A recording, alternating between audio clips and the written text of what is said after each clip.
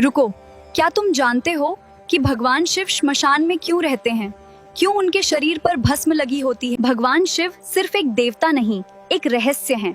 पुराणों के अनुसार भगवान शिव इस संसार के अंत और शुरुआत दोनों के स्वामी हैं।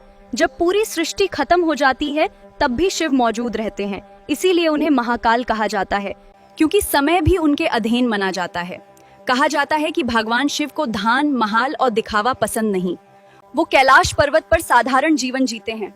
उनके शरीर पर भस्म लगी होती है जो हमें याद दिलाती है कि एक दिन इस शरीर को मिट्टी में मिल जाना है।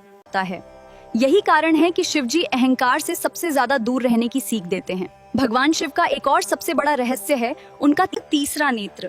पुराणों में कहा गया है कि जब संसार में पाप और अधर्म बहुत बढ़ जाता है तब शिवजी का तीसरा नेत्र खुलता है।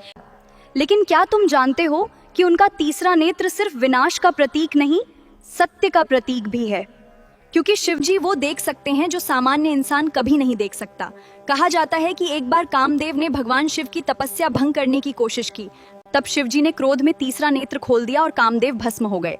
लेकिन भगवान शिव का सबसे रहस्यमयी रूप तब दिखाई देता है जब वो शांत बैठे होते हैं, क्योंकि महादेव हमें सिखाते हैं कि सच्ची शक्ति चिल्लाने में नहीं, शांत रहने में होती है। जो इंसान अपने दार पर विजय पा लेता है वो जीवन में सबसे शक्तिशाली बन जाता है। भगवान शिव ने समुद्र मंथन के समय विष पिया था ताकि पूरी दुनिया बच सके।